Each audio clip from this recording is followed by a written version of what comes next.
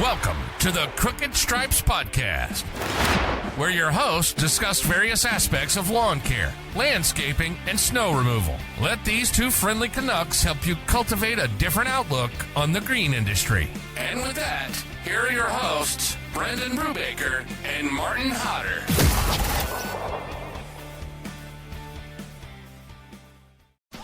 What if you could 2 to 3x your leads that are coming in? What if you could transform your online brand so that people could find you and want to buy from you? What if your website was an asset rather than something you're ashamed of? If you answered yes to any of these questions, I have a solution for you. Green Frog Web Design is your premier solution for web design in the lawn and landscape industry. Fellow landscapers have found great success with online marketing, and now with our help, they are growing their businesses. Interested in growing your business? Click on the link in the bio for more info. Okay, guys, we're back again. Episode 49. We got a special friend here today. We're just going to jump right into it. Colton, thanks for hopping on with the boys, man. Colton's down in Chattanooga, Tennessee. Colton's gonna chat about what he does with Ferris. So welcome to the podcast, Colton Ferris, demo guy. Heck yeah, bro. I'm really appreciative of the opportunity. So man. I'm not gonna lie, my heart skipped a beat a little bit whenever you were like, "Hey, bro, we gotta get you on the podcast at the expo," and I was like, "Oh, absolutely! Like, I'm so down. Let's get it." Yeah, you're pumped. That was great. Hey, I'm always down to get out there, you know. So. You're making some wicked content out there. Martin and I both followed you a while back because we noticed you on there. So appreciate that. I'm not gonna lie, I'll just out here winging it. I'm flying. Join the club, brother. Yeah, that's what we've been doing for 48 episodes. Yeah, dude. It's just a big wing it fest. Well, like sometimes the guys will be like, you know, how do I do this or how do I do that? And I'm like, bro, I'm not like, there's not like a science. No, you know? you just do it. Literally, Nike commercial right there. Yeah, it's like with anything, you just gotta get some action going and start doing it. So, well, it's like if you tried to count how many time or like how many hours I laid on the couch, like watching TV, but just like messing with the phone, like trying to edit stuff or like find, you know, trending sounds or, you know, whatever it is. It's like you wouldn't be able to count it. So like that's your only way to do that is like get out there and do it and like just jump straight off the pier and start swimming, you know? Yeah, nice. Jump right off the pier. I mean, love it. Sink or swim. Yeah, nice. You know? That's awesome. Cool, man. Yeah, you're down in Tennessee. So, yeah, do you just want to kind of explain to everyone your job? I think it's the coolest job out there, so... Yeah, I'm definitely a lucky dude for sure. So, I've actually relocated back towards Charlotte, which is well, it's technically Hickory, North Carolina, which is about an hour northeast of Charlotte. But my job is to demo our equipment. So, to simplify that, test drive. So, like, I target mainly municipalities, commercial cutters, and I'll do homeowners and whatnot too. But long story short, pull up, get the stuff off the trailer, give them a professional walkthrough of all the features on the unit. So, you know, engine, deck, hydro gears, like everything that's on it that I can think of, you know what I mean? I have a whole spiel. Give them a walk around on the unit, answer any questions, show them how to operate the unit, let them cut the grass. And then I took it a step further whenever I started, because they told us they want us to do like Instagram and social media and whatnot. And I had actually deleted all my stuff because I was spending too much time on it. So I was just like, I'm about to just go hard with this. So as they're cutting, you know, I'm videotaping, get the drone out, blah, blah, whatever. They get done, answer any questions, get any sort of feedback that I can get from them so that we can send it off to our engineers and product guys. And then, you know, here's where you can buy it from. So, and I don't know if I'm like really supposed to do it like this, but I do it like this because I think like whenever you're like selling a product, you want to be as transparent as possible. So like build as much trust with the end user as possible. So I tell them straight up, I'm like, look, you could buy it from the closest dealer, or you could drive somewhere further away and save some money, right? Now there's pros and cons to both sides of that. Like for you two, y'all are using these mowers as tools to make money. So if your tools break, You have to have a dealer that is going to fix it right then. Like, yeah, bro, my mower's down. I'm coming. I need you hot. Yes, I need you to fix it ASAP because I'm down. I need to make money, So, and I tell the guys, I'm like, look, if you didn't buy the unit from some of these dealers, sometimes like they won't even service it, which is like, okay, that's their business. They can roll it how they want. Sometimes like, and especially these guys that have been there for, 40, 50 years, they have so many customers like in their general vicinity, they don't have time to service a unit, especially if they didn't sell it. So if they're not going to service it and you're up crap creek, you're going sometimes they'll be like, hey, drive back over there and save the money, or took the money that you saved and spend it with that guy, Right. And I'm like, look, if you're a commercial dude, you might want to stay close to home. But if you're a homeowner and you don't care about the service as much, and or you do your own service, like go over there and save the money. These are variables that you need to take into consideration when you're buying the mower. And I tell them straight up, I get paid a small commission from the factory. I don't get paid by a dealer, so I don't care where you buy it from. Yeah, it don't matter to me. I did a demo with a guy in Dallas, Georgia one time, and he drove all the way to Arkansas to buy a mower. Because I guess the dude in Arkansas was like drawing interest on it and just needed to get it gone. He's like, well, I found this mower for this price. I'm going to go get it. Okay, cool.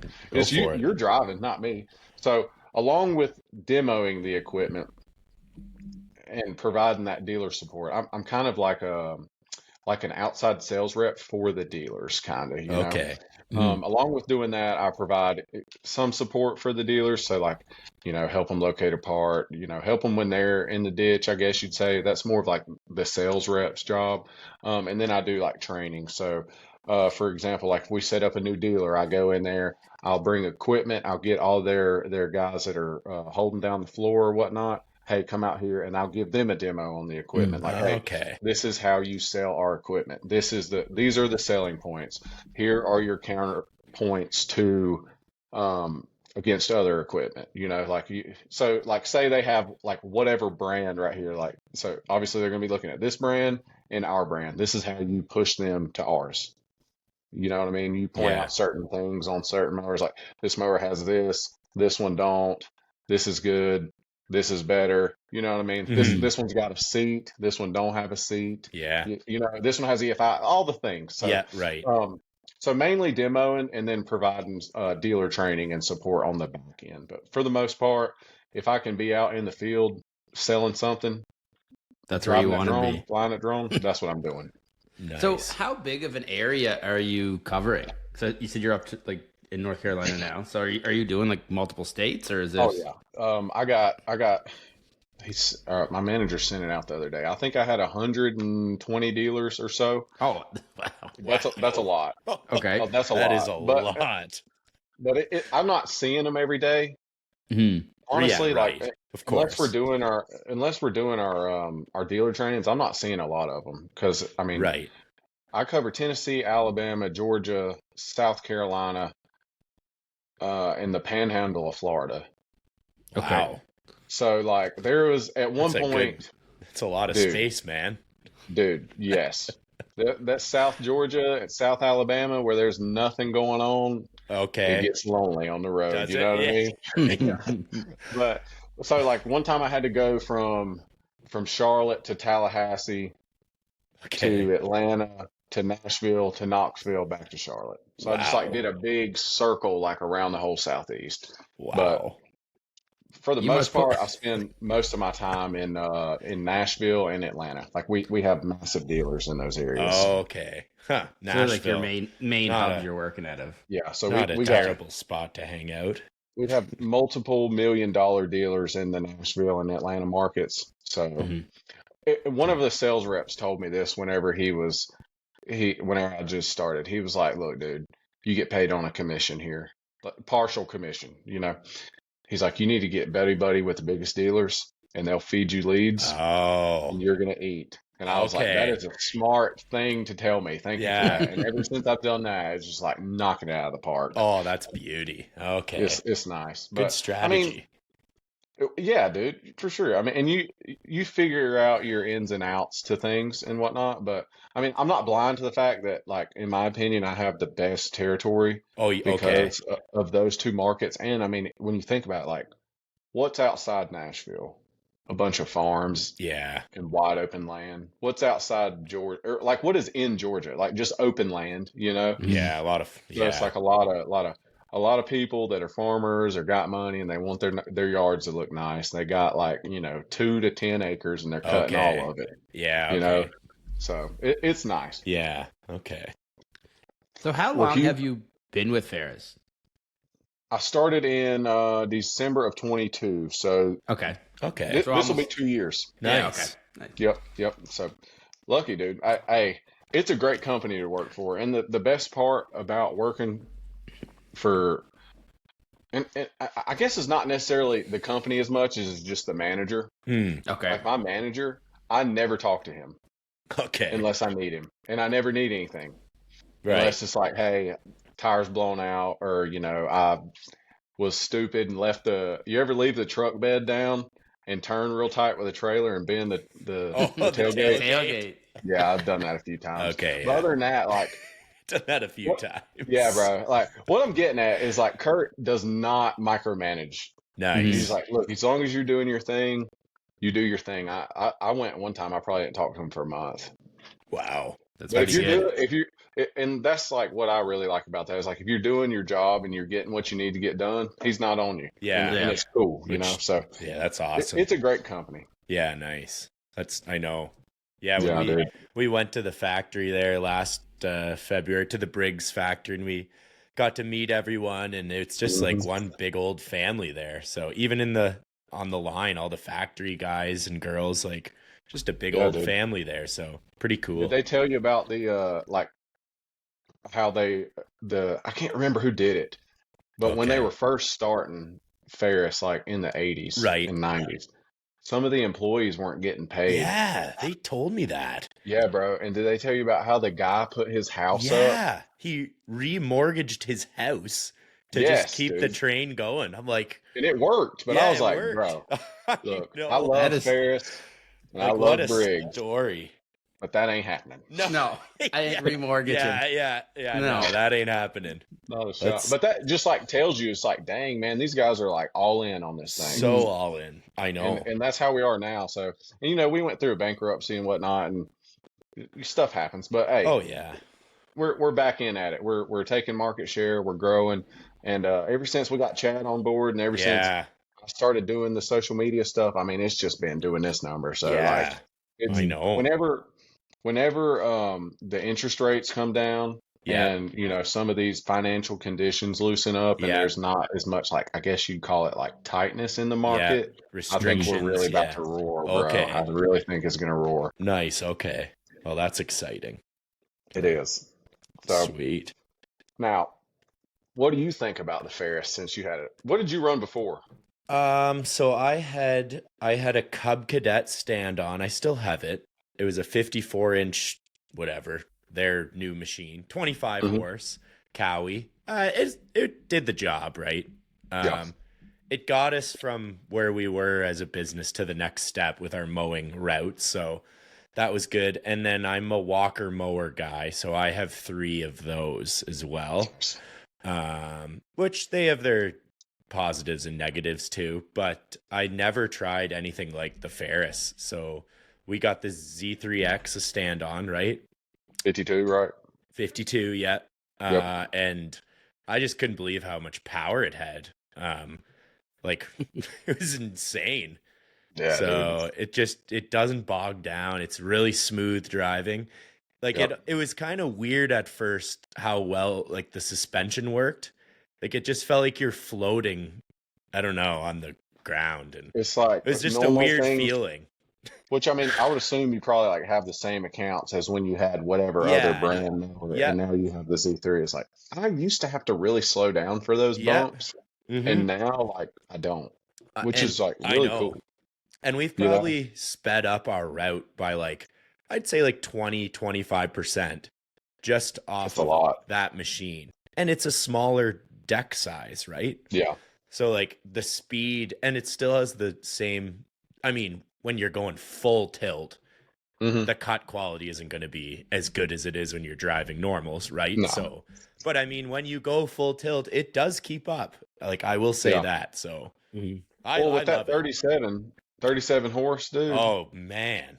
Animal. It's an animal. It does chug through the fuel. I've known. Really? I've learned. It likes the fuel, but it's not, I don't know, it's not that bad. So I got you. But, well, see, I've never ran a lawn care business. Right. I've mowed grass, obviously, and I've been around them and whatnot.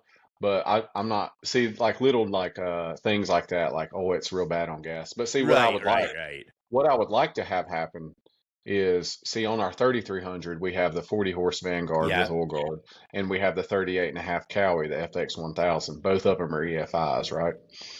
I've had some people tell me that the Kawasaki sucks the gas faster than the Vanguard will. Interesting. But those are comparable models, or comparable engine sizes, right? So what I'm getting at is, and I've been telling them this, we need to put that FX 1000 38.5 EFI Cowie on that Z3. Yes, that's a true test then. Yeah, so then it's like, okay, does it really suck that much gas when it's a comparable comparison? Can you say comparable comparison? Yeah, comparable comparison. That sounds right. It's like the same word two times in a row. Go with it. But you know what I'm saying? Those are like kind of on the same level. Yeah, you know? right. So, Okay. Yeah, okay. But like touching on your Cub, and this, and like I said, I've never done this for a living, but 25.5. Yep.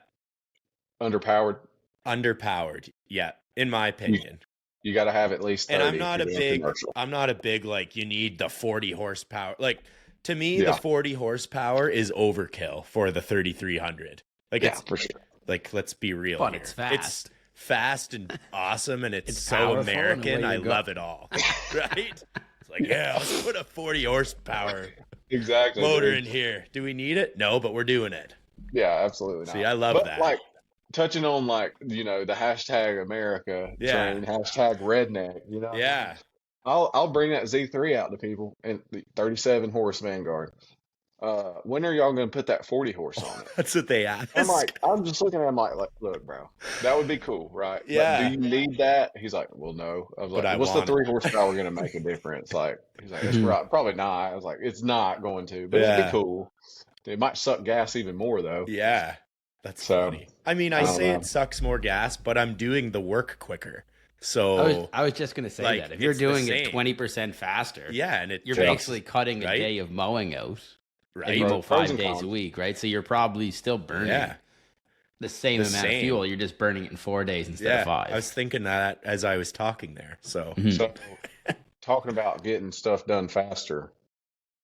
What about your leaf jobs with that stand-on blower? Ooh, buddy. Last year. Oh, I came to the conclusion we were about like half the amount of time. Like, that is like some literally crazy half the amount of time. Ain't that wild? We only put I looked at it yesterday. There's 8.2 hours on it. That's all we used it for. Really? But it's such a beast. Dude, and that's only and Ferris wouldn't like me to do this, but like I said, I try to be as transparent and honest with these guys as I can, right? If you look at the price difference, and the power difference as you go up, you got 10,000, 13,000, and 15.5, but you got 3,500 CFM, 4,500 CFM, 7,500 CFM. Oh wow! So you're paying $3,000 for 1,000 CFM extra if you get the 2,000, right? Okay. But you're paying $5,500 for 4,000 CFM, and you're doubling it, right? Okay. So imagine if you had that 3,000. Oh, I know. That's all I was thinking of. It would be again back to the overkill. It would be a little overkill for some of the spots, but I would love it. You'd be done in 2 seconds. Yeah. Is it much bigger in size when you go up to that? It's close to the same size. If you look at it, I don't necessarily want to call it a chute, but I guess like you'd say the chute is probably like that wide on the 2,000, and it's like that wide. Oh, okay. It's bigger. I meant more like the machine itself, like the width and stuff like that, like the to go. I mean, it's a little to go in like backyards and that sort of stuff. Yeah. Whenever we're talking like about like our units, I always use the F-150, F-250, F-350. Okay. It's like you got the 1,000, 2,000, and 3,000 in the blowers. You got the Z1, the Z2, the Z3, and the standards. Yeah. The 800, 2200, and 3,300 in the zero turns. Yeah. The FW15, 25, and 45 in the walk behind. So like as you tier up, you're getting, bigger frame, tires. Yeah. Transaxles, engine, deck sizes, like all the things, So okay, it's bigger, but yeah, I don't know. Yeah, it was a beast. I looked at the 3,000 at the show. I think I was beside you, Martin, and it's quite a bit bigger. Really, it's a beast. But I haven't seen any 2,000. I want to try it now, though. Dude, it's crazy. Do you use the front blower attachment a lot? Yeah, we did. Not as much as the sides, right? Yeah. But no, there was one where we had to push a pile of leaves. We only had like maybe 7 feet amount of space, right? So it was going to be a pain to go back and forth, right? So we just, I don't know, threw the front mount or opened up the front mount, right? And just let her eat. So it was great. Heck yeah, dude. Yeah. It's fun. Yeah, they're niche markets, but like if you can find a way to make that make sense for your business, it'll make so much sense. Yeah. Like you just said, like I guess this would be like conservatively speaking, like you cut down your leaf job time in half. Yeah. And like we used to do, I don't want to say we used to do more leaves, but we've moved towards maybe doing a couple more projects later in the year for leaves. So, with the Ferris blower, we're able to get to our projects quicker. So absolutely, it's great. Yeah, them things are sweet. So the pivot in front axle too. Yeah, that was cool. I know. Yeah, bro. And it can rip a nice little wheelie on them pretty easily. Yeah. I noticed that first time I used it. Like, whoa. I haven't done it on the 3. You can do it on the 1 for sure. Okay. Oh, the 2. But I haven't been around the 2. I sent it pretty, and you can like keep going. Really? Yeah, it's fun. You need to make get somebody to fly that drone right beside you. Oh yeah, okay, we'll do that. Really do that one before I give it back. Yeah, one of those. Yeah, there you go. I like it. So, you've had some pretty good. Y'all been in the industry? I've been in it. This would be like my 6th year full time, I would say. And I'm next year will be year 15. Oh wow, nice. Yeah. Heck yeah. Yeah, I've been battling for a while in it, but here we are. Yeah, that's all good. Yeah. I worked at a dealer in college for 2 years, and then I've been in this for 2 years, so I guess you could say 4. Nice, yeah. Okay. Oh, so were you at a Ferris dealer before? Yeah. Okay. Yeah, I was mainly just like doing grunt work. Yeah. Put these motors together, clean this up, take this one there, come pick this one up. Right. Stuff like that. Okay. Just like I needed minimum wage. Needed something more. This was just a college summer job. Oh, right. I just needed some money to go back to school. You know what I mean? So I didn't have to ask my mom and dad for money as much, which I still did. You know? No, of course. But it probably gave you like a pretty good inside kind of look into all the mowers and stuff, which helps you now. Yeah, going thinking forward, back about it. Yeah, it did. And like they were a Ferris dealer. Okay, and you learned some. You picked up on some stuff. And you said tell a funny story. No lie, bro. One time they were trying to get me to start working back in the back, and I'm like, okay, yeah, I can do that. Just like simple stuff, changing oil, simple service. Okay, I can do that. Showed me how to change oil on one, and I'm like, all right, I think I got that. So I did another one, and take it out of the shop, drive it, I don't know, 50 yards to the edge of the parking lot, and then turn the blades on to make sure the blades are working. Drive it back, halfway back, it starts smoking and just like, blah, blah, blah, blah, blah, blah, like, oh my God. Oh no. And the mechanic's like standing there smoking a cigarette, and I get off of it, turn it off. I was like, bro, I don't know what's wrong with this thing. He's like, you forgot to put the GD oil filter on it. And I was like, dude, you can see a line of oil like going from where I live all the way back. I was like, oh my God, I'm never going to be able to pay this guy back for this. And I was like, dude, you can just like dock my pay for the rest of the summer. Like it's all good. Yeah. I'm sorry. He's like, look, that's just part of doing business, but just don't be stepping back in that shop ever again. Just don't go back. I was like, all right, dude, my bad. Deal. I'll just go back to putting them together and picking them up. That's like, hilarious. Sorry about that. So, was the mower like wrecked? Oh, blew their engine. Blew it. Brand new too. Nice. No, it wasn't brand new, but it was pretty new. I feel like it might have been like that the 20-hour initial oil change. Okay. Oh, so it was a customer's. Oh yeah. Oh. Yeah. Oh, I thought you said you were putting together new ones. No, this was a brand. I'm not gonna lie. I don't remember. Either way, it was pretty new. It was fairly new. Either way, it wasn't a good situation. That's a $3,000 loss. Right there. Sorry. Yeah, definitely. Sorry.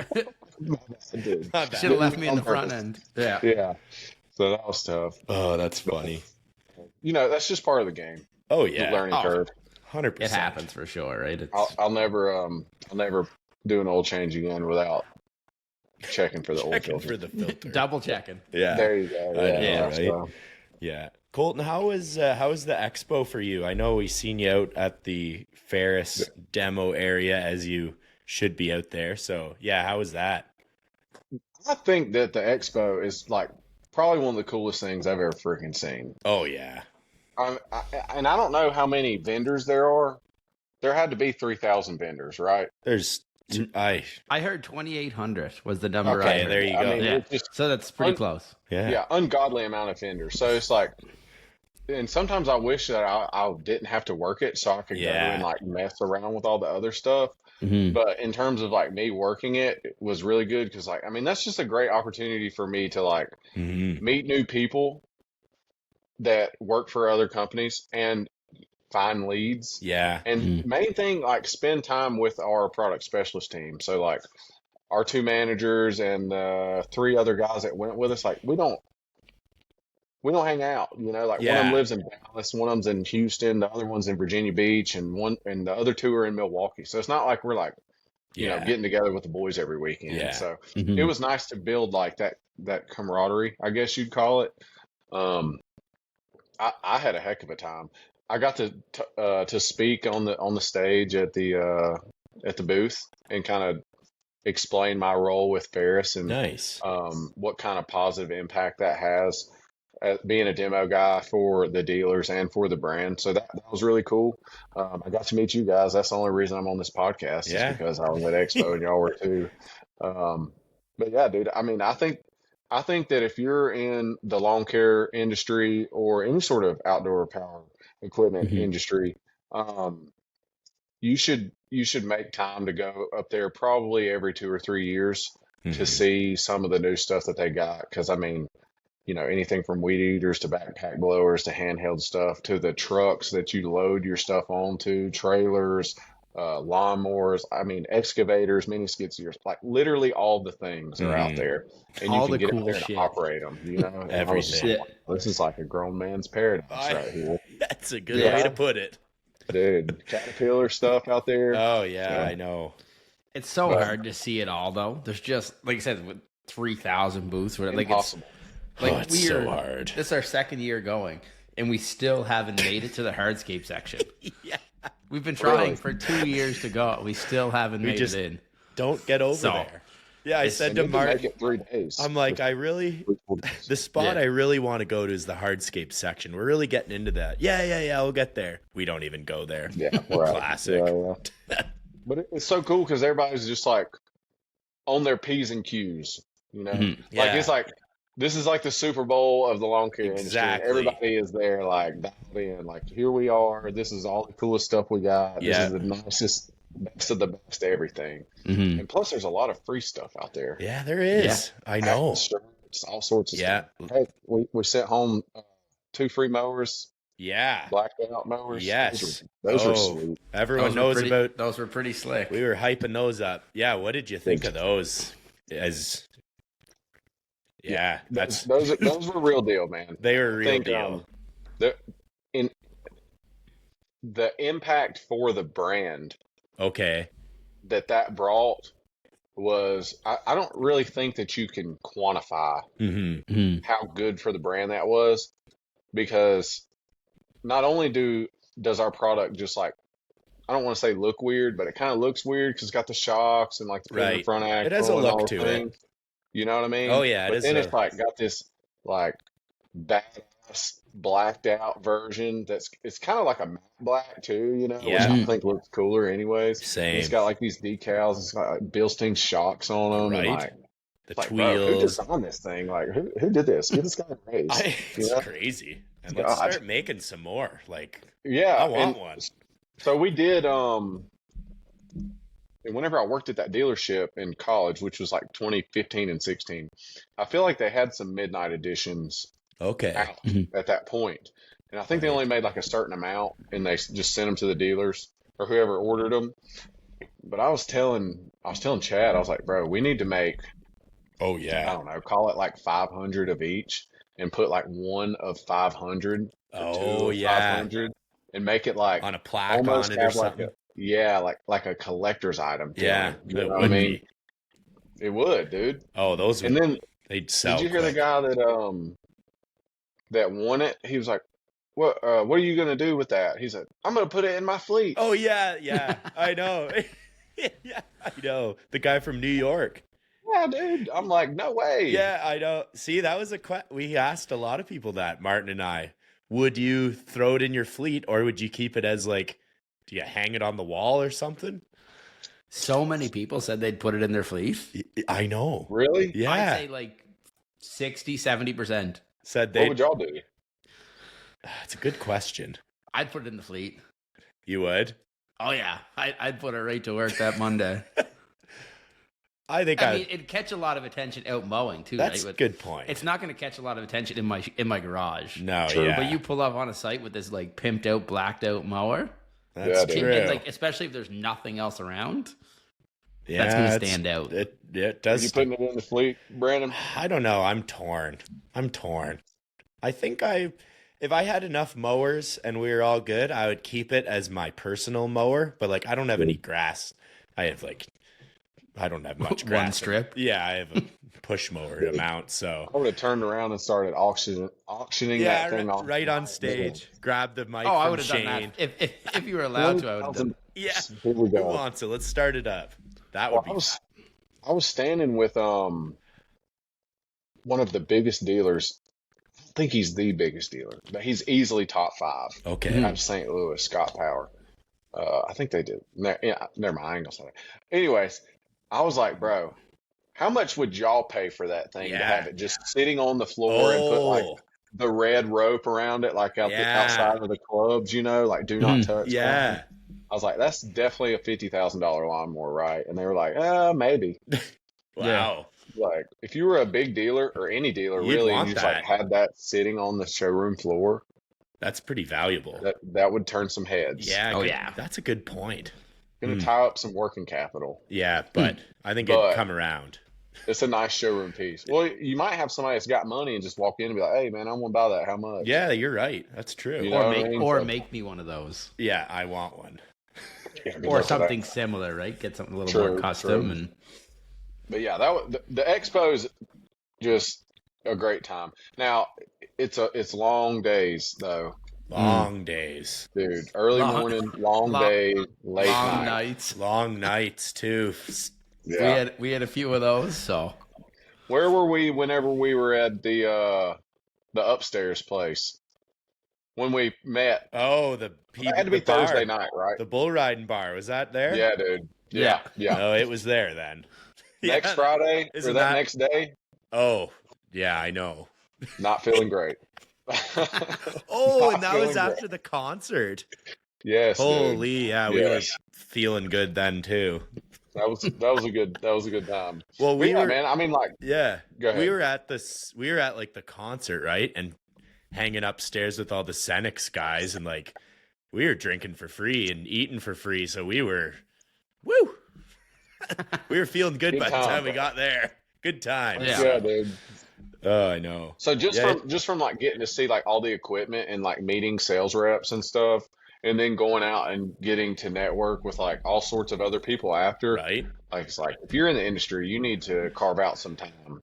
Yeah, to go it do is that. well worth it. At least so once. Worth it. At least go one time. Yeah, I think if you go, and if you go once, I think you're going to be hooked, and you're going to keep going. Yeah, agree. And it's not that bad. Like I was at another trade show this past week, and I was talking to a few other guys, and like, oh, we always wanted to go, but it's like, it's so far, it's so expensive, whatever. But like, if you plan it out right, like you can get there for pretty cheap. Like I was late booking mine, but we can get four flights last year, like $500.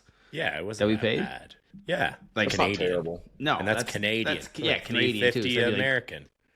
Oh, that's it was not that. It wasn't that bad. And then what? Did y'all do Airbnbs? We did hotels this year and last hotels, year. So it just works out good. The hotels. Yeah. But yeah, like even if you get enough people, right? Get an Airbnb. Slap eight guys in it and. Yeah, it costs you like $200 for like 4 or 5 days. Get some steaks and grill them, and don't have to pay $50 a head for food. I mean, there's ways around it. If you want to make it work, you're gonna make it work. And that's what I told them. Like, just figure it out. Like, it's well worth your couple days off, and even if it costs you $1,500, like you're gonna get something out of it more valuable to your business than the $1,500 you spent to go. Yeah, well, exactly. They do the seminars and whatnot too, and I've never got to attend any of them. Which they had Paul Jameson talking. I mean, they've had you guys talking before. The Blades of Grass, Johnny. I mean, they got like all these guys that are like, I guess you would call them like staples in the lawn care industry. Mm-hmm. Yeah, and they're just out here just give it, and it's not necessarily free game because you had to pay to get in there, but they're kind of giving out free game for stuff like.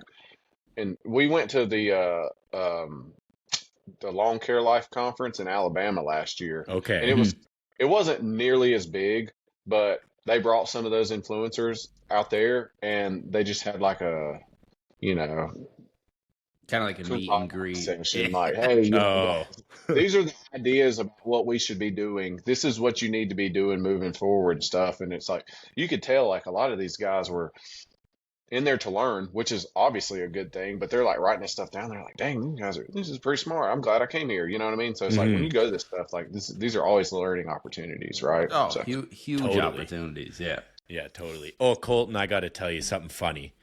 So you remember when my license fell out of my pocket and you called me and said, yo, bro, your license is here. And I came running up, right? Remember that? So, so you called me and whatever.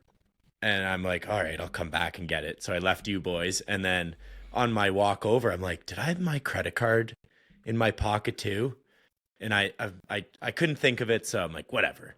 So I went and chatted with you, grabbed my license, didn't think about it. I thought my card was back in the room. It wasn't in there. So I thought, all right, whatever. So then on Monday morning, I still couldn't find my card. I'm like, all right, well, I'll look and see if someone's used it, and I'll go through the steps to cancel it or whatever. So then I get a call from someone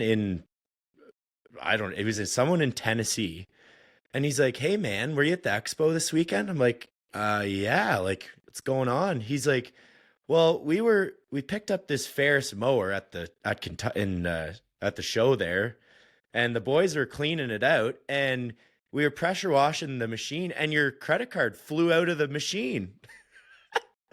So the card was stuck in the 3300, and they were washing it off, and it just flew out. What?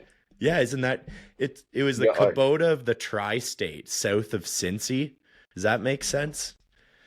I mean, I guess. Yeah, that's wild. I know. So it like slipped out of your pocket and got lodged up under it somewhere or something. It must have been when I was ripping it, and it just might have got stuck in the seat, or like I don't know. But have your phone number on it? It just had my name on it and my business, and he looked me up and found me and called me. Yeah, that's pretty good. So yeah, I know. Like, so that was on a little spending spree first. Well, yeah, it was nice of it. Yeah, so buy a mower. Yeah, build it to Brubaker. Yeah. Better send me the mower then. No. Yeah. At least it wasn't like your passport or whatever. Yeah, then I would have been panicking. Yeah. Is it hard to get back into Canada? Is it hard without to get a passport? Oh, that would be very hard. Yeah, really? Probably. Well, see, I know. Well, I don't know. I've heard like you can just like walk across the Mexican border into Mexico. Yeah, you like, definitely you're good. But like getting back into America shouldn't be that easy. Good luck. You know? No, it shouldn't be easy. Canada's pretty similar on that front. They won't even let you. I didn't know if that was the case with Canada. Oh yeah, they wouldn't even let you on the plane. Yeah, they wouldn't even let you on the plane. You're right. Oh shit. You'd be staying. Yeah, you'd be it's up. Similar. They're pretty strict, like you guys, I'd say. Yeah. I lost mine once down in Mexico on vacation. Your passport? Someone stole my bag with my passport in it. Mm. What a shit show that was for like 20. And at that point, I was like, well, I'm hammered now. I might as well get drunk and I'll figure it out tomorrow. And then, then it magically showed up the next day.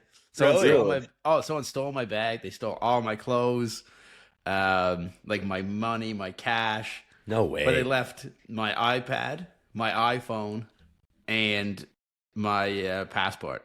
Everything else, gone. Well, once you steal that, right, then it's like, police are getting involved and whatever. You're really committing to this, the steal. Well, you can't steal. Well, I don't want to say you can't, but like stealing an iPad and an iPhone is just like, it's just not smart. Probably not a great idea. Yeah, no. So that's what I had for the remaining 6 days of my all-inclusive vacation. Dude, it was great. You have to buy clothes and stuff. Oh, actually, one of my buddies was coming down. We went for the 7 days, and he was coming down to do like the last 5 with us. Mm-hmm. So I call him, like, I literally have nothing. I need you to bring me like a couple pairs of underwear, some swimming trunks or something, so I can at least change once. So, yeah, no, that's how I survived the last week in Mexico. Good man. That's awesome. Nice, Colton. Are you a coffee guy or are you an energy drink guy? No energy drinks, bro. No energy. Are terrible. Yeah, okay. There you go, Hodder. Typically, I'll go straight black. Nice. I'll put a little bit of milk. Okay. But like, I won't drink like Coffee Mate. No, that's not happening. What's that other stuff? Any instant coffee doesn't make the cut. Yeah, I saw something one time, and it was like the stuff that's in Coffee Mate, they have to make it different in Europe because of their health standards, you know, like #RFK. You know yeah. And he's hard on that. Not drinking that anymore. Like that's not how I'm about to start my day. You know what I mean? That's funny. So yeah, okay. Try and keep out of that. Like it's tough to be like not eating processed foods, but like whenever you can, like, be doing that, it's definitely the way to go. I know. What about you? I've been into the Celsius drinks lately. I'm a big coffee guy, black coffee, definitely every morning. But around 1 to 2 o'clock, I usually need something to get me going again. A little extra for the afternoon. I've been ripping a Celsius, which I've been doing. But I do like a white Monster on occasion. I'm gonna keep it real. Yeah. Well, honestly, I don't even think they taste that great. Oh, see, Hodder loves it. Oh, I'd fight on that one forever. Yeah. I love that. He's gonna take it out. I literally drink white Monsters, water, and beer. That's literally all I drink. Yeah, I don't drink coffee. I don't drink any of that stuff. Usually get up, have a Monster for breakfast by like 6:30, 7 o'clock, and then and he's buzzing. He is wild. Only time I'm drinking an energy drink is a Red Bull. And if I'm doing that, I'm at the bar. And there's vodka. And there's vodka.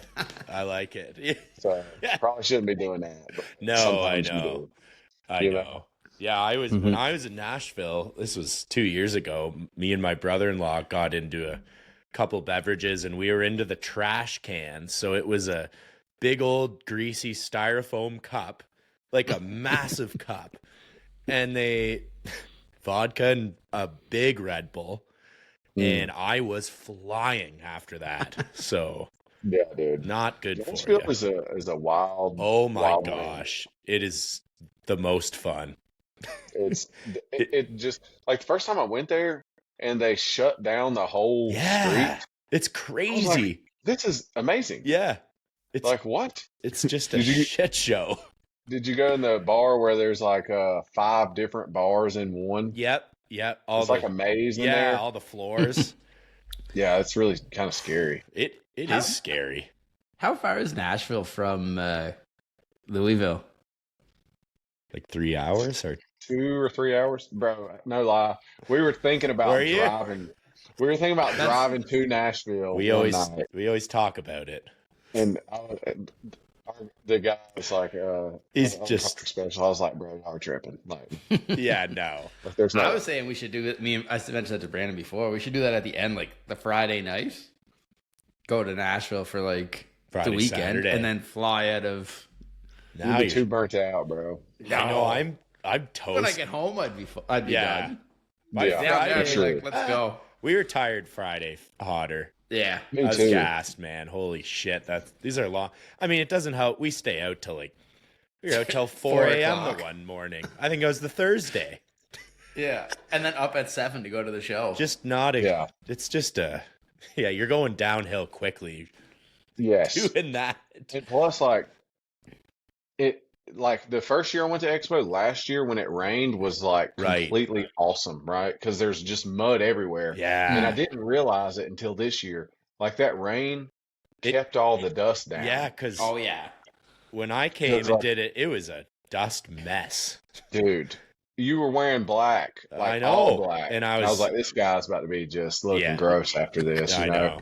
It got some views though, so it's all good. I know. So that's where it's at. Like, it probably wasn't that bad for you, but like for us, we were out there all day. Oh, that's a lot. Yeah, that's blowing your nose. That's not good for you. It was terrible. I'm like looking at Kurt. I'm like, dude, this is taking. Yeah, you almost need like a little water. I don't know, beat the dust down. A little water machine or something. We talked about it, and I think we decided that we need to bring a spreader sprayer next year. Oh. Yeah, so you can get the boom arms out, and just like go down through there and spray it. I did want to see that thing because we're going to get into that next year. I did want to see that, so that's cool. That'd be a great idea. Like a baseball game between the innings, Yeah. Keep the dust down. Nice. Oh, that's sweet. And spreader sprayers are nice. I don't have a lot of demand for those where I'm at, though. Okay. I mean, they're good, but I just don't have guys that are ever asking about them much. Yeah, right. Okay. Are you certified with that stuff? Hodder is. I'm not yet, but Hodder is. Hodder does a bunch of spraying. Yeah. Which I know you can get paid well doing that. Oh, yeah. It's very profitable. Good money. Good The margins are crazy. I bought a spray business last year. So this is like my first full year running it, and it's pretty slick. Nice. Which like the equipment, I don't want to say it's expensive. It's about the same as a mower or whatever, but like I was at we had a dealer that was doing like a spreader sprayer training, and I was talking to one of these guys. He's like, we go out and spray this football field at the beginning of the year or whatever. Either way, he's just like, football field, $800, 20 minutes. Yeah, 20 minutes. Like, dude. Yeah, I know. Holy crap. I run a Toro Spraymaster. So same idea as like the other ones or whatever. And I did, so the guy I bought it from, I came with like 80 customers, I think. I got it up, I'm around like 140 now is what I got it up to. And so it used to take him with a hose about 4 to 5 weeks for his guy to do it. I did it in 6 days with a ride-on. That's wild. And your numbers are still the same. Yeah. So your margins just grow so fast. That's crazy. Well, you can pick up more too, Yeah. Like you said, you doubled it essentially. I doubled it and I cut his time by 3 weeks. Rolling in it, son. Crazy. Let's go. That's beautiful. That's awesome. Ride on equipment. Best ride on equipment. Like that's about like doing the leaf job with the stand-on blower. Same theory. Yeah, you're right. Yeah, like realistically, you could do those yourself. Like you wouldn't even need another guy on. Yeah, I know. Maybe one guy with like a backpack blower or something, clean out the edges. That's kind of what we did. Like, the first time we all 3 or 4 of us were there, but then I'm like, well, that was fun. We're separating tomorrow. Like, 2 guys are using the blower, 2 guys are doing this. So it was great. Yeah, we had a great fall because of that thing. So, what handheld stuff do y'all run? Steel. A lot of all steel. Is there a reason for that? Definitely dealer for me, and I'm guessing for Hodder too. That's all that's sold out here. We don't have like a Echo dealer or anything else. Like we just have. Nope, we have 2 steel dealers. Yeah. Really? Oh, okay. Yeah. I don't have anything for or against them. I was just wondering. Yeah. I know, like, I'm not blind to the fact that whenever you're purchasing equipment, especially if you're running a business, you're essentially buying 50% the dealer. I even go more. Really? Yeah. Yeah. I mean, because it's like, if you can't fix it, I'm screwed. Oh, yeah. Colton, do you know where Hodder lives? I do not. You should look at it on a map. I live really far away. You're gonna understand why. Let's see. Where's it at? Why a reliable dealer is very important to Mr. Hodder. Where is it at? So Sydney, SYDNEY, Nova Scotia, Canada. Yes, sir. Bro, what?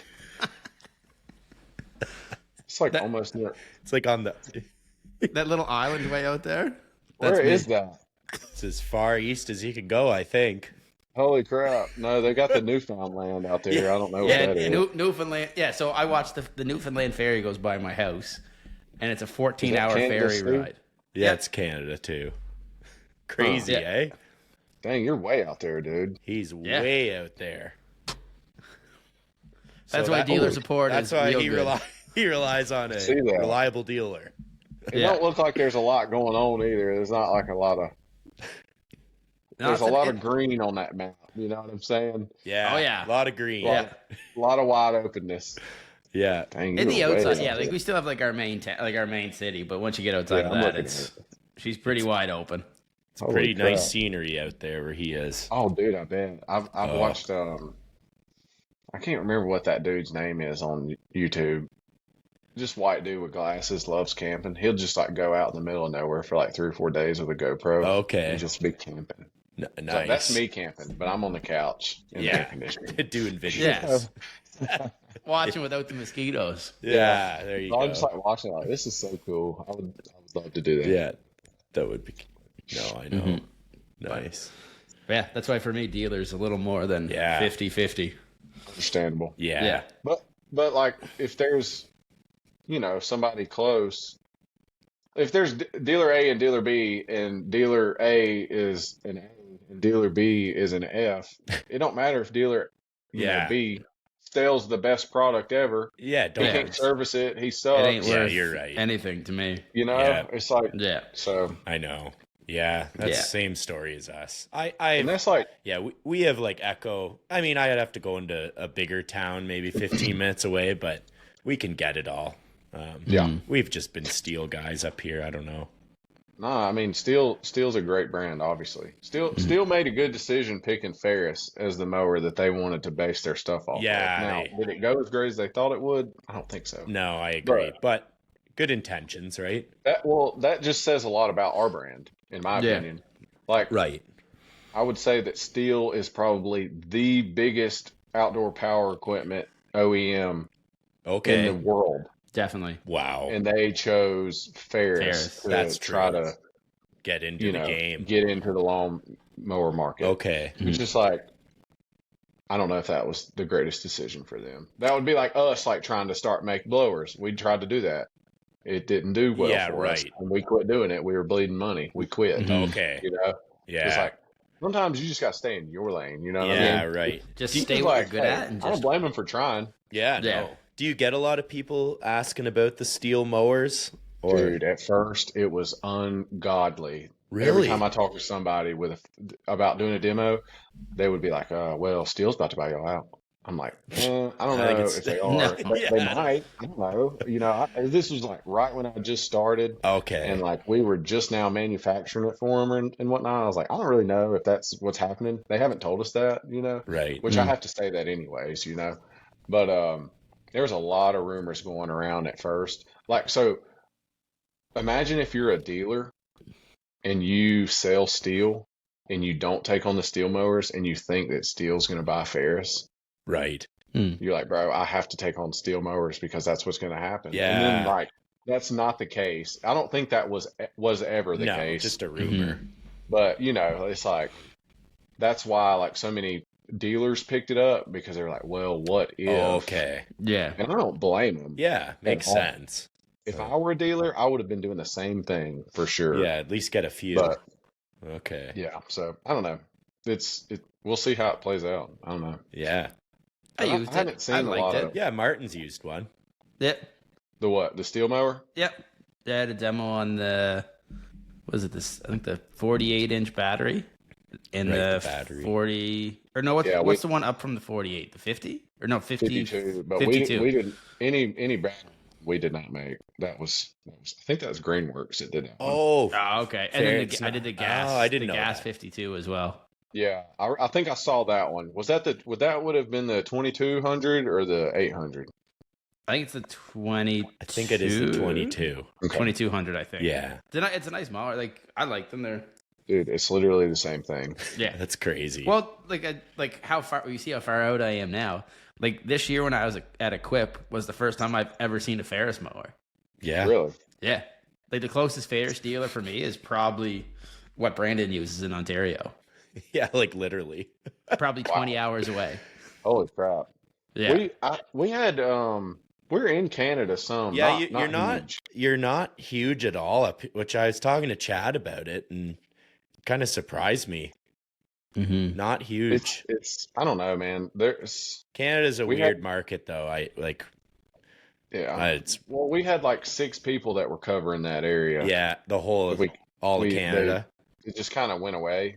And now we have one person covering that area. Listen to this. Jeez. We have one lady covering that same area that 6 people was doing, and she grew the sales by like 250% or something. Plum animal, dude. Wow. Dog. Let's go. Dog. Yeah, she's a beast. Wow. She's a beast. But like, it's weird because like if you look at like a map of the United States, like once you get past like that middle line, like right through the Midwest, like we are not like anywhere further west. Right. Okay. Like only east. Okay. Which is really weird to me.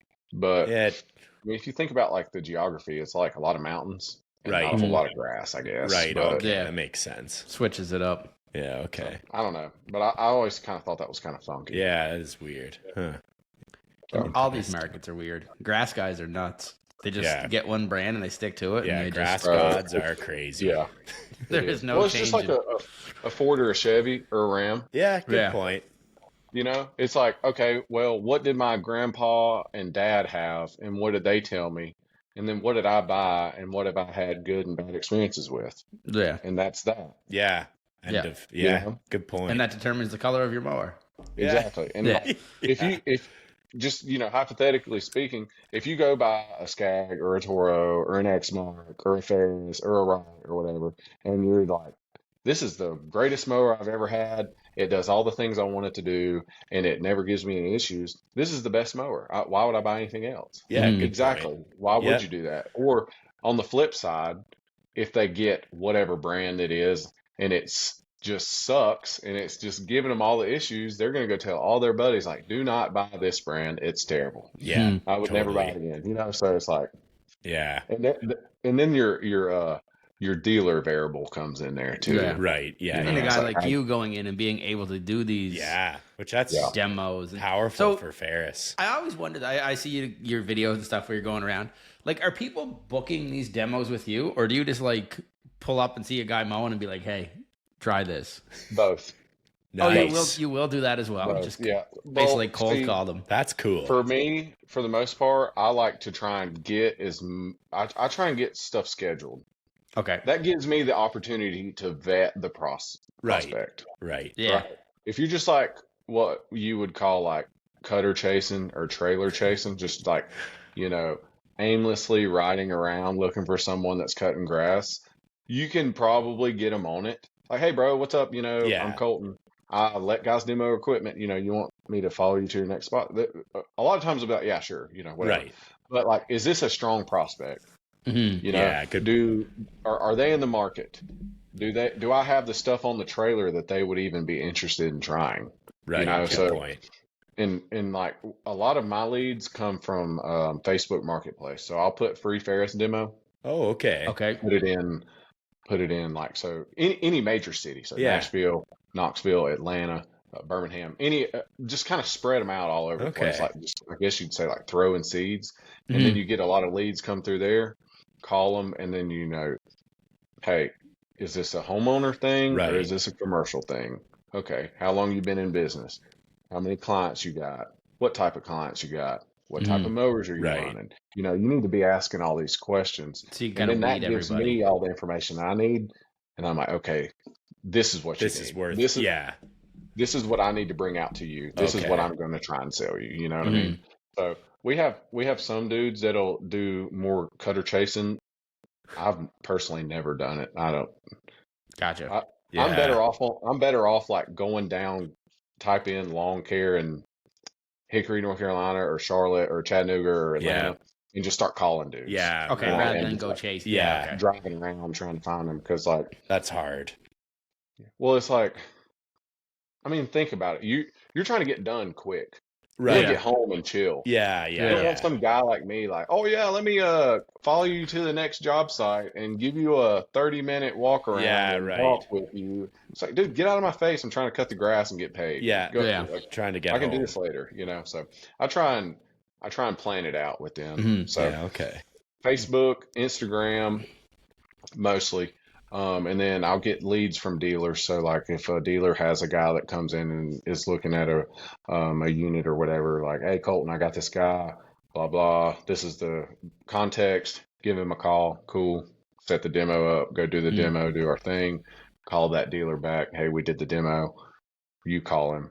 Yeah. Let's get him something sold, you know. So when it's a guy like that, like say if I was coming in to look at a specific mower to the dealer, and then we set it up with you, we get it. Like, are you bringing that specific mower that I'm looking to buy, or does it just kind of depend on the model on what you have on your trailer? It depends. So at the beginning of the year, they let us pick our units that we want for demos. Nice. So I am for sure always going to have a 3360. Yeah, totally. I'm always going to have a Z360 because everybody always wants to try the Z360. Okay. Now, one of the reasons I don't get the 52 is because it doesn't do as good on the hill because the tires are not as wide. Gotcha. On the 3300? The Z360 has 24 by 12 tires. Oh. The Z352 has 24 by 9.5 tires. I did not know that. If you look at the Z352, them control arms are parallel. Okay. The Z360 is pointed out a little bit on the front side, right? So I'm always going to have a Z360. Yep. I always have a Z136 for your gates. Yeah. I always have a FW45 52 for the hills. Okay. I always have the smallest blower. I always have the biggest blower. Okay. So you have a lot on your trailer. I got a Z252 also. Now, all those don't fit on the trailer. So like right now, I did a demo with a dude today. I have a Z3 in it. I have a FB3000, a Z136, and an FB1000. Okay. That's a heavy load. That's a big, it's a heavy trailer. So going back to your question, when I get in touch with however, I figure out which units they want to see, and then I plan accordingly. Gotcha. So if I got a dude in Atlanta that wants to look at a Z3 and then another one, a Z2 or whatever, I make sure that I have those units and I plan my route and or schedule accordingly to make sure I have all that stuff. Now, there's been times where I've had to drive back and forth or whatever, which is fine. I just try and do that differently. Yeah, just try and time it up so you get all the same stuff together or whatever. Yep. Gotcha. But like, and if I got, sorry, I'm plugging my computer up. It's about to die. I meant to plug it up before. Like if I have a dude that's like only running stand-ons, I'm like, okay, this is good. And tell him this. I'm like, look, I'm always going to run a full trailer either way. I want you to see all our stuff as much as you can. So like I'm going to bring a Z3, a Z2, a Z1, and a blower. I want you to see all of it. You know? Nice. So it's like, okay, well, what's the difference between the Z3 and the Z2? Well, pivot and front axle, bigger transaxles, bigger tires, bigger engines, bigger frame, all the things, you know? So it's like, well, why would I get the Z2 over the Z3? It's like, well, are you a single operator? Yeah. Okay, I'd get the Z3. You running fleets? 100%. Yes. I'd get the Z2s and put the dudes that don't care about your equipment on them Z2s. Yeah. You see what I'm saying? Yeah, okay. Well, and I'm not saying that the the Z3 is not durable. But when you got an axle that does like this, and it's got them control arms on the front that are like that, yeah, you get some, excuse my French, douchebag that's running your equipment, and he runs it into something and bends it. That repair bill is not going to be cheap. Yeah. You get a fixed frame machine, sir. Yeah. You need the fixed frame. Good point. The Z3's for daddy. Yeah. You know? Yeah.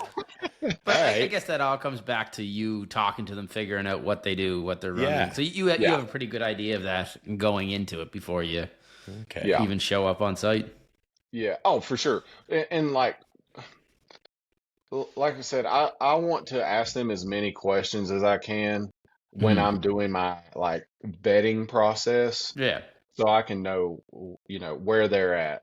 If I get in touch with some dude and he's like, I'm thinking about starting my lawn care business. Like, well, I'm thinking that I'm booked for the next 6 weeks. You know what I'm saying? I don't have time to be thinking about none of this stuff. Like, I need dudes that are like, all right, look, I'm really considering, a Skag V-Rod or a Z3. Right. Okay, cool. I'll bring you a Z3 and help you make that decision. Okay. Or whatever it is. Yeah. Like, but it's the same with us when we vet customers. Like when we vet customers for leads, it's the same. I don't want to show up and expecting this big job and they want like 3 retaining wall blocks put in. Like that's a waste of my time. Yeah. But same idea. Okay. Yeah. Exactly. And see, like I had a dealer get in touch with me and he was like, hey man, I got this possible 4-unit sale. And I'm start licking my chops. I'm like, oh yeah, let's go, And he's like, it's a municipality and they're looking at 4 800s. And I was like, okay, that's kind of weird. Anyways, so I go get the 800 from the dealer, take it to this municipality. I get it off the trailer, and the first thing these dudes start doing is talking about, man, damn, that thing looks small. Why is that thing so small? Oh no! I was like, hold on here. Yeah. And this dude, no lie, jumps on the back of the mower and grabs on the roll bars and starts popping a wheelie on it, just standing on it. I was like, hey, that's our F-150 of that SKU. Wait, I'll be back tomorrow. Bring out nice. Let me bring back Big Daddy. And I just look at the decision maker. I'm like, I'm just going to be straight up with you right now. Nice. Why are you looking at an 800? He's like, well, I thought that was your biggest one. And that tells me in my head, I'm like, all right, first of all, the sales rep at the dealership is not asking the right questions here. You know what I'm saying? Yeah. So what are you running? And he's like, well, John Deere 930s. And I said, look, this is not comparable to a John Deere 930. Not even close. Okay? This is not the same thing. I'm going to bring you one that is tomorrow. Okay. Does that work? And he's like, yeah. I was like, okay, cool. So like went from an 800 to the 3300, and like they were sold on the idea that they needed 52-inch decks. I'm like, why y'all need 52-inch decks? Well, we got hills. Okay. That's nice. Can't put a 60 on the hill. Yeah. Right. And, okay. I get the 33 out there with the 40 horse. I'm like, damn, this thing's nice. This thing's huge. Beast. Blah, blah, blah. We need to get this instead. I'm like, yeah, you do. You definitely do. You do. Go get 4 of them. Yeah, exactly. Okay. So you just got to figure out, like you said, if you're going out there and quoting a job, you probably like to talk to them beforehand. Like, 100%. What are we looking at doing here? Yeah. So okay. Do you notice what would be like the brand that has maybe more market share over the others down where you are? Is there, like, I always hear like a Skag kills it down there, but I know Ferris does, and I just wanted to ask you what you think. Like, what what are most guys running? I don't know. That varies, right? Yeah. So I see like, see a lot of Grasshopper in South Georgia. See a lot of Gravely in South Georgia. Grasshopper. We don't have. I see a few of them up here. Are they big? In Southeast, they are. Okay. South Georgia, Florida, Atlanta, they're pretty big. Grasshopper, Gravely's massive in Atlanta. We're really big in Atlanta. Okay. We're really big in Nashville. I see a lot of X-Mark in Nashville. Yep. I see a lot of Skag in Knoxville. We're growing in Knoxville. We're doing pretty good out there. Okay. Chattanooga. I know I lived there. I didn't do a whole lot in Chattanooga all the time. What else? Okay. X-Mark. X-Marks. You're going to see X-Marks and Toros all over the place. And you see that up here too. A lot of those. They're 1 and 2 in the marketplace there. So Alabama, Bad Boy. Okay, really? Bro. Because unbelievable. Really? Because we were not this past expo, but last year's, Martin and I went and we're like, Bad Boy mowers? What is that? Never heard of it. Massive display, the big inflatable dog. Yeah, dude. Never even heard of them. That. Their marketing is A1. Really? A1 marketing, dude. If you walk into a freaking dealer that sells Bad Boy, and they get somebody on that, they're going to be like, "Oh my God, Bad Boy's the best mower ever." Blah blah blah. It's like you drink the Kool-Aid, bro. They're locked in. Okay, Bad Boy mowers. Like you said, it'll vary by market. Yeah, and state by the sounds. Yeah. Wherever there's a good dealer, like we got a dealer in Cleveland, Tennessee, Toro. Okay. Toro. Really? Now they sell Ferris too, but they've been selling Toro for way longer, Okay. So it's hit or miss. Yeah. Okay. See a lot of Wrights. Yep. Wrights in Atlanta. Now that I think about it, I didn't see a whole lot in Nashville. Not a whole lot in Knoxville. Okay. There's a lot of Wright in Charlotte. They got a good Wright dealer in Charlotte. It just going back to the dealer. Yeah, going back to the dealer again. What does the best dealer sell? Yeah, true. They don't have to sell the best brand. Yeah, no. It's all about the service when it comes to a dealer. It is, dude. All about it. I mean, we got a dealer in Atlanta that sells, I think they did like 2.1 in Ferris. Wow. Last year, and they sell like 8 other brands. Yeah. That's crazy. Toro, Wright, Walker, Ferris, Red Max, World Lawn, Altos, and Yakko.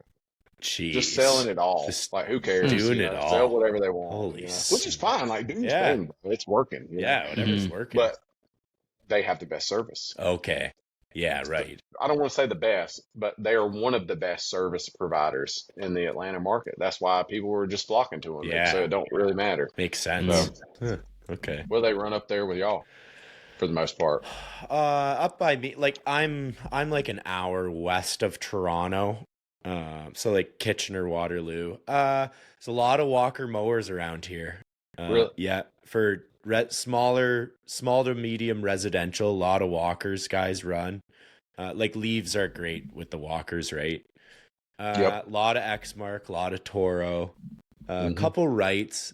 You see Ferris out there, but it's not the main one, that's for sure, right? Yeah. So Cub Cadets coming on strong. Cub Cadets commercial side, a lot of guys, because they were blowing them out pretty good around here. So a lot of guys picked a few up. So it's kind of a mix of everything. Kubota, John Deere. We have one of the biggest John Deere dealerships right behind my house, Premier. Really? It's probably one of the biggest in Canada. It's huge. I think it is. That's another it's like Kool-Aid top one. 3. Oh, that's 100%. Get on the John Deere Kool-Aid. Oh gosh, they're getting off of it. Yeah, the most expensive paint in the league. Yeah, dude, I'm telling you, it's an expensive one. Grandpa, dad, uncle, and brother are just like. I walked in their grandma's house one time, and they have a whole office with nothing but John Deere toys in there. Oh, I bet. I'm like, why are these guys married to this brand? Like, have they ever sold these things or anything? Right. Like, no, they just like their tractors. Like, understandable. Yeah. They make great tractors. They do. But I just don't. Like, and I love Ferris, but I sell it. Yeah, right. Yeah, right. This is how I make money. Yeah, you know what I mean? Yeah, of course. I don't know if I'd ever like love something like that I didn't like really sell. I know. Or like use every day. I just thought it was kind of weird. Yeah, no, I know. I'm not saying that they're like bad by any means. Like, farm equipment is like obviously the best in the world. Yeah, I feel the same way. I'm not a big John Deere guy myself, but they make a great tractor and their mowers are great. Like, I don't know. I just thought it was so weird, bro. I've been waiting on it because I do a lot of my videos. I leave my mowers at my fiance's house because they have a big building, and it's got a massive John Deere sign about the size of this freaking mirror on it, right? And I was thinking, I was like, dude, I was doing a blower walk around the other day. I like posted on YouTube and whatnot, and I was like, damn, somebody's gonna be just dragging me up and down here a little bit because I got a massive freaking John Deere sign on hilarious. This wall. But it's okay. Nice. Look, just because you sell some brand or you use another brand doesn't mean that you can't vice versa it or whatever. You know what I mean? This is not war here. Yeah, 100%. It's not that serious. No, exactly. Yeah. Everyone takes things a little too serious nowadays, so yeah. Sweet, man. Well, do you got anything else you want to add? I don't think so, bro. I just really appreciate you letting me get on the podcast and man, grow my brand as a whole and represent Ferris the best way I can. And nice.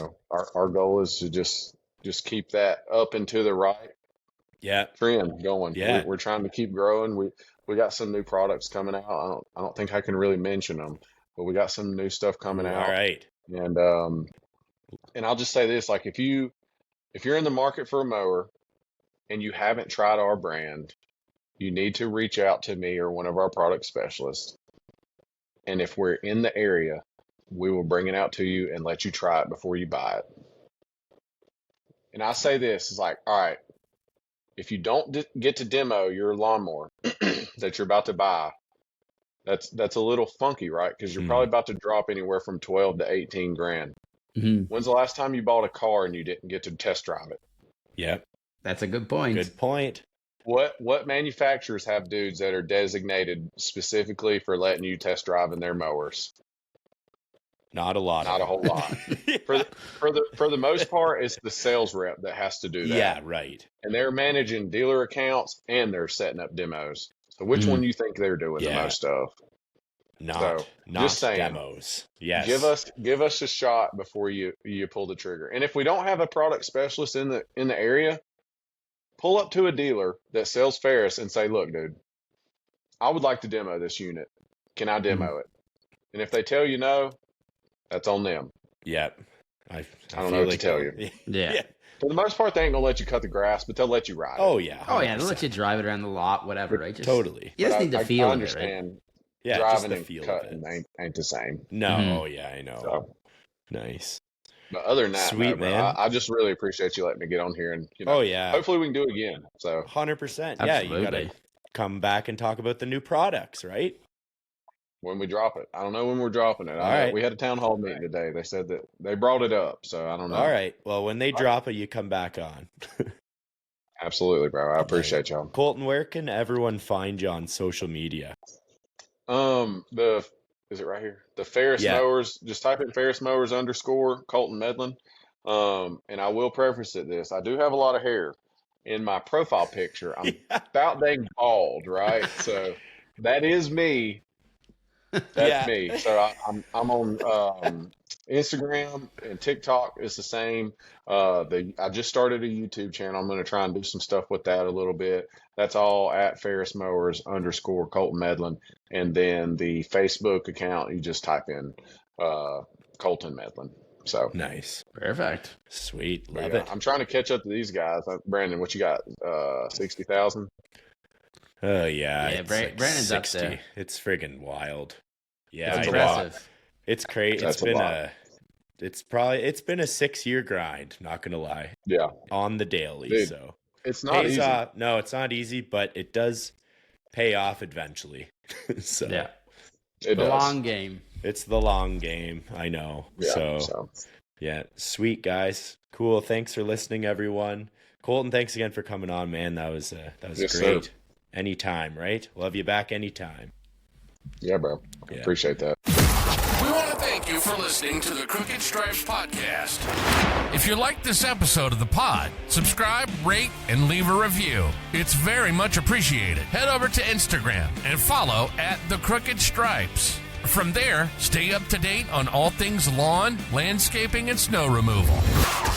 Don't forget to join us next week for another episode of the Crooked Stripes. Thanks again for listening.